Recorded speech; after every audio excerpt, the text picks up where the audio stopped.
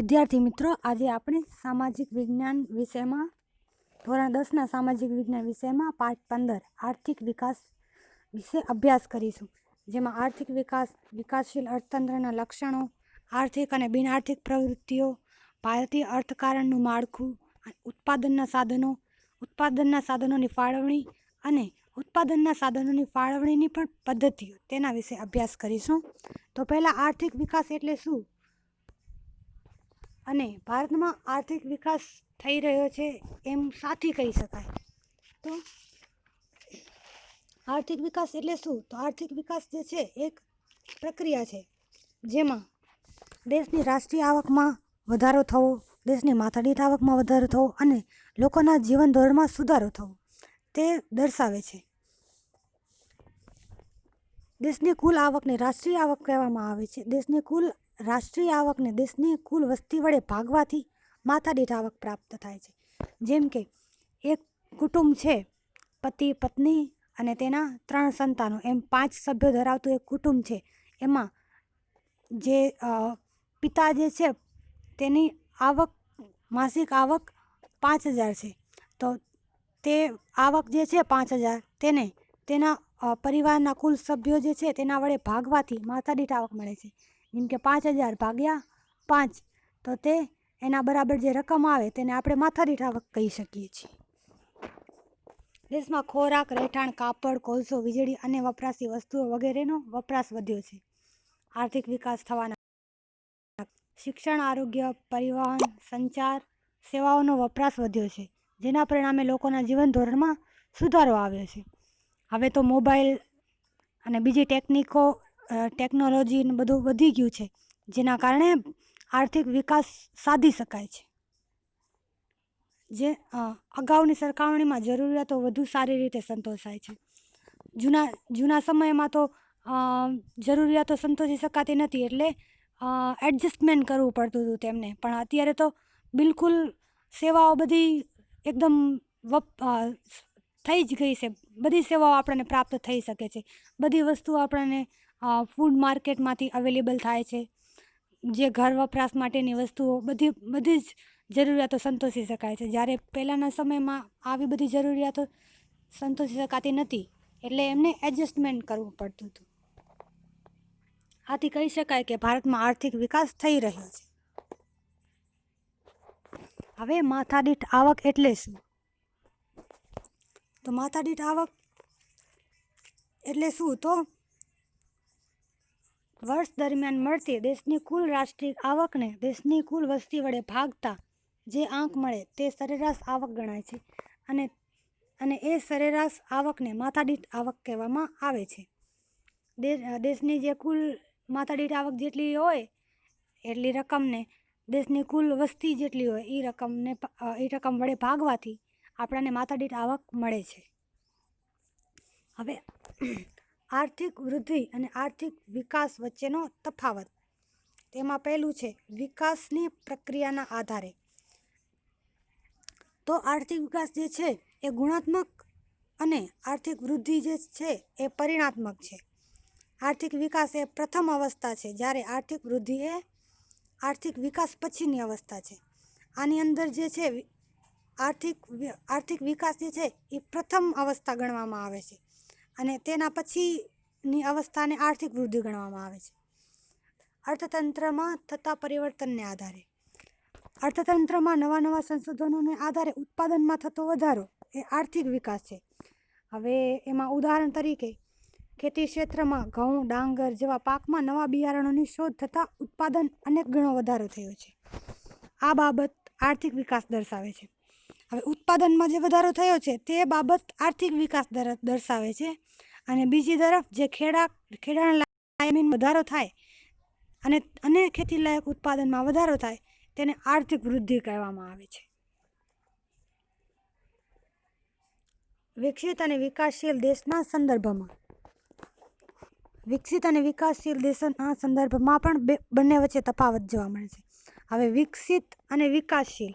તો વિકસિત થઈ ગયેલા દેશો, જેમાં અમેરિકા, જર્મની, ફ્રાન્સ વગેરે જેવા દેશોનો સમાવેશ થાય છે, તે બધા વિકસિત દેશો છે. અને વિકાસશીલ જે આપણું ભારત જે છે એ વિકાસશીલ દેશ છે. વિકસિત દેશોની રાષ્ટ્રીય આવકમાં થતો વધારો એ આર્થિક વૃદ્ધિ કહેવાય છે. હવે વિકસિત દેશો જે છે એ તો વિકસિત જ છે. હવે અને આપણું ભારત જે છે એ વિકસિત દેશ નથી, એ વિકાસશીલ એટલે વિકાસ કરી રહ્યો છે. હવે આમાં વિકસિત દેશો જે છે તેની રાષ્ટ્રીય આવકમાં વધારો થાય તો તેને આર્થિક વૃદ્ધિ કહેવામાં આવે, અને જ્યારે વિકાસશીલ દેશો જે છે તેની રાષ્ટ્રીય આવકમાં વધારો થાય તો તેને આર્થિક વિકાસ કહેવામાં આવે. હવે જેમ કે આપણો દેશ વિકાસશીલ છે તો આપણા દેશની રાષ્ટ્રીય આવકમાં વધારો થાય તો એ આપણે આર્થિક વિકાસ થયો એમ કહેવાય. હવે વિકાસશીલ અર્થતંત્રના લક્ષણો. તો વિકાસશીલ અર્થતંત્ર આપણે કઈ રીતના કહી શકીએ કે આ વિકાસશીલ અર્થતંત્ર છે, તો એના નીચે પ્રમાણે લક્ષણો જોઈને આપણે કહી શકીએ કે ભારત વિકાસશીલ અર્થતંત્ર ધરાવતું દેશ છે. એની અંદર છે પહેલું, નીચી માથાદીઠ આવક. વિકાસશીલ દેશની રાષ્ટ્રીય આવક નીચી જોવા મળે છે, જ્યારે વસ્તી વૃદ્ધિનો દર વધુ હોવાથી માથાદીઠ આવક નીચી રહે છે.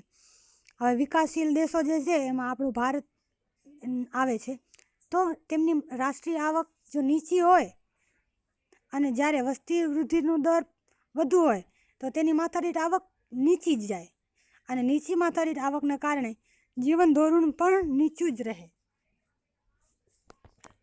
બીજું છે વસ્તી વૃદ્ધિ. વિકાસશીલ રાષ્ટ્રોમાં વસ્તી વધારો વધુ જોવા મળે છે. આવા દેશોમાં વસ્તી વૃદ્ધિનો દર 2% અથવા તેનાથી પણ વધુ જોવા મળે. ત્રીજું છે કૃષિ ક્ષેત્ર પર અવલંબન. વિકાસશીલ રાષ્ટ્રોમાં ખેતી જે છે તે મુખ્ય આર્થિક પ્રવૃત્તિ છે, અને દેશના 60% કરતાં પણ વધુ લોકો રોજગારી માટે ખેતી પર આધાર રાખે છે. આના અંદર લખવામાં આવ્યું છે કે દેશના 60% કરતાં પણ વધારે, પણ એકચ્યુઅલીમાં 52% કરતાં પણ વધારે લોકો રોજગારી માટે ખેતી ઉપર આધારિત રાખે છે, પણ આ પુસ્તક પ્રમાણે આપણે 60% લઈશું. દેશની રાષ્ટ્રીય આવકમાં પણ ખેતીનો ફાળો 25%ની આસપાસ હોય છે. ચોથું છે આવકની વહેંચણીની અસમાનતા. હવે આવકની વહેંચણીની અસમાનતાની અંદર જોઈશી કે વિકાસશીલ રાષ્ટ્રોમાં આવક તથા ઉત્પાદનના સાધનોની વહેંચણી અસમાનતા જોવા મળે છે. અસમાનતા ગ્રામીણ અને શહેરી બંને વિસ્તારોમાં જોવા મળે. એવું જ નહીં કે ખાલી શહેરી વિસ્તારોમાં જ જોવા મળે, પણ ગ્રામીણ વિસ્તારમાં પણ જોવા મળે. દેશના ટોચના 20% ધનિક લોકો રાષ્ટ્રીય આવકનો 40% હિસ્સો ધરાવે છે. હવે 20% ધનિક લોકો 40% હિસ્સો ધરાવે છે, અને તળિયાના 20% જેટલા ગરીબ લોકો 10% રાષ્ટ્રીય આવકનો હિસ્સો ધરાવે છે. અને આમ વિકાસશીલ રાષ્ટ્રોમાં આવક અને સંપત્તિનું કેન્દ્રીકરણ ધનિક લોકોમાં થયેલું જોવા મળે છે. 40% તો વધારે જ હિસ્સો કહેવાય ને, ધનિક લોકો પાસે વધારે આવક હોય તો તેઓ રાષ્ટ્રીય આવકનો 40% જેટલો હિસ્સો ધરાવે છે, અને 20% ગરીબ લોકો જે છે તે આવકનો હિસ્સો 10% જ માત્ર ધરાવે છે. બેરોજગારી.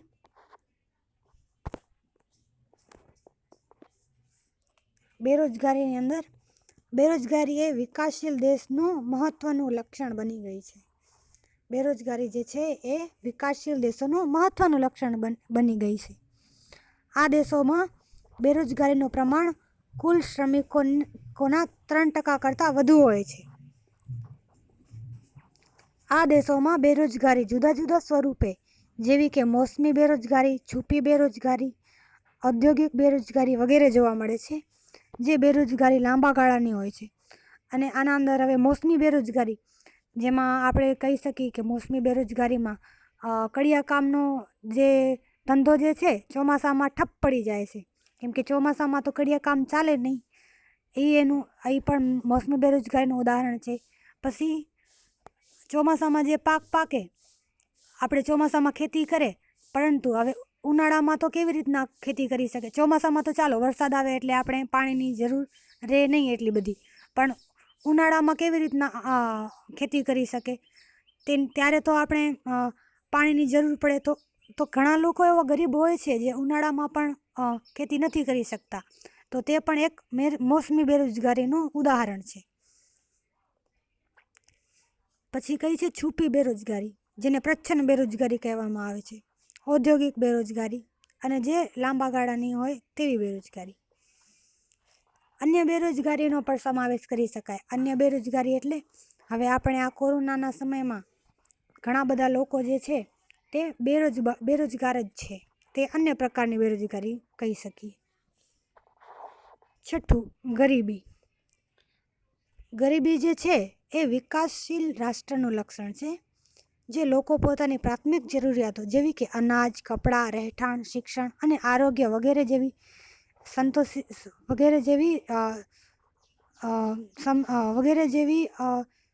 આવશ્યકતાઓ જે છે તે સંતોષી શકતા ન હોય તેને ગરીબ ગણવામાં આવે. જેમ કે રોટી, કપડાં, મકાન, આપણે એમ જ કહી શકીએ. રોટી, કપડાં, મકાન જેવી સામાન્ય જે આવશ્યકતાઓ છે તે જ આપણે જો આવશ્યક રીતે જરૂરી સંતોષી ન શકતા હોય તો તે ગરીબ ગણવામાં આવે છે. વિકાસશીલ દેશોમાં આવા લોકોનું પ્રમાણ લગભગ કુલ વસ્તીના 3 ભાગ જેટલું હોય છે.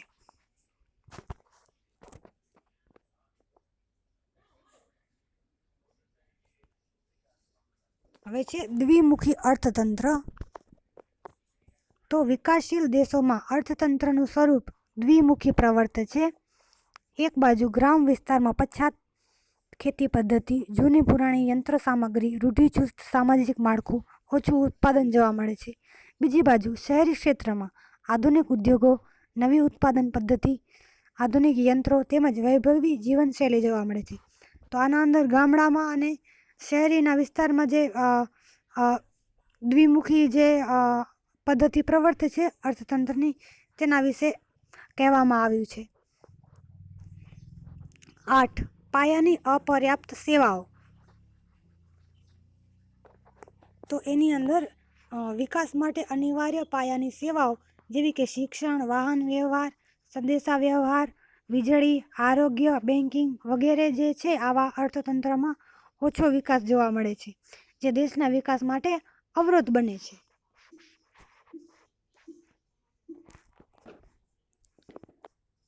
9મું છે આંતરરાષ્ટ્રીય વ્યાપારનું સ્વરૂપ. હવે આંતરરાષ્ટ્રીય વ્યાપારનું સ્વરૂપની અંદર વિકાસશીલ દેશોમાં વિદેશ વ્યાપારનું સ્વરૂપ અને માળખું અલગ અલગ જોવા મળે છે. આ દેશોમાં મુખ્યત્વે કૃષિ પેદાશો અને બગીચાના પેદાશો તેમજ કાચી ધાતુઓની નિકાસ કરતા હોય છે. આ પ્રકારની નિકાસોની માંગ ઓછી હોય છે અને ભાવો નીચા હોય છે, જેથી નિકાસોની કમાણી ઓછી હોય છે, જ્યારે આયાતો ઔદ્યોગિક પેદાશો અને યંત્રની સામગ્રી હોય છે. આ વસ્તુના ભાવો વધુ હોવાથી આયાતો પાછળનો ખર્ચ વધે છે. આમ વિકાસશીલ રાષ્ટ્રો અને વિદેશી વ્યાપારની શરતો પ્રતિકૂળ હોવાથી દેશ ઉપર વિદેશી દેવું વધે છે. આમ વિકાસશીલ દેશોમાં મુખ્યત્વે ઉપરોક્ત મુજબ લક્ષણો જોવા મળે છે. ભારત એ વિકાસશીલ રાષ્ટ્ર હોવાથી ઉપરના લક્ષણો વધતે ઓછે અંશે ભારતને પણ લાગુ પડે છે.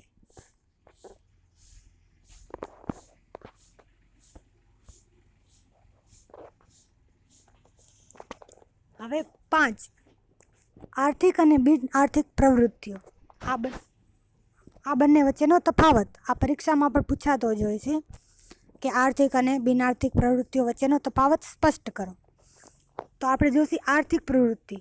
તો આર્થિક પ્રવૃત્તિ શું છે? તો આવક મેળવવાના કે ખર્ચ કરવાના હેતુથી કરવામાં આવતી પ્રવૃત્તિને આર્થિક પ્રવૃત્તિ કહે છે. દાખલા તરીકે ખેડૂત, કારીગર, વેપારી, શિક્ષક, ડૉક્ટર. આમ કે જે લોકો જે છે કામ કરીને પૈસા મેળવે તો તે આર્થિક પ્રવૃત્તિ કહેવામાં આવે છે. અને બિન આર્થિક પ્રવૃત્તિ તો જે પ્રવૃત્તિઓ હેતુ આવક મેળવવાનો કે ખર્ચ કરવાનો ન હોય તે પ્રવૃત્તિને બિન આર્થિક પ્રવૃત્તિ કહેવામાં આવે છે. દાખલા તરીકે માતા પોતાના બાળકને ઉછેરે, વ્યક્તિ સમાજ સેવાના કાર્ય કરે વગેરે. હવે બિન આર્થિક પ્રવૃત્તિમાં શું કે પૈસા કામ કરવાના બદલામાં પૈસા ન લેવા કે કોઈ ખર્ચ ન કરવો, તેને બિન આર્થિક પ્રવૃત્તિ કહેવામાં આવે છે. આર્થિક પ્રવૃત્તિથી ઉલટું અને એના અંદર દાખલા તરીકે માતા પોતાના બાળકને ઉછેરે છે. હવે માતા જે છે પોતાના બાળકને ઉછેરે તો પોતાના બાળકના બદલામાં ઉછેરવાના બદલામાં પૈસા તો માંગતી નથી, તો તેને બિનઆર્થિક પ્રવૃત્તિ કહેવામાં આવે છે. આર્થિક પ્રવૃત્તિમાં તેઓ આવક મેળવીને અથવા ખર્ચ કરીને જુદી જુદી વસ્તુઓ કે સેવાઓ મેળવે છે. જેમ કે ડૉક્ટર જે છે પૈસા કમાય એની સેવાઓ આપીને, આર્થિક પ્રવૃત્તિ જે છે એની સેવાઓ આપીને પૈસા કમાય, તો પછી એ પૈસા જે છે એ ક્યાંક બીજી સેવા પોતા માટે મેળવે, તેના બદલામાં તે ખર્ચ કરે. અને બિનઆર્થિક પ્રવૃત્તિમાં તેઓ કોઈ પણ સ્વરૂપના બદલાની ઉપેક્ષા વિના કામ કરતા હોવાથી તેમની પ્રવૃત્તિઓ બિનઆર્થિક કહેવાય છે. હવે આ બિનઆર્થિક પ્રવૃત્તિઓમાં એવી અપેક્ષા જ નથી રાખતા કે અમે આ કાર્ય કરીએ એના બદલામાં અમને આ વસ્તુ મળે, તો તે બિનઆર્થિક પ્રવૃત્તિ કહેવાય. આમ આટલા સુધી આપણે આર્થિક અને બિનઆર્થિક પ્રવૃત્તિના તફાવત વિશે આટલા સુધી રાખશી, અને બાકીનું જે છે તે કાલે આપણે અભ્યાસ કરશું, જેના અંદર ભારતીય અર્થકારણનું માળખું, ઉત્પાદનના સાધનોની ફાળવણી વિશે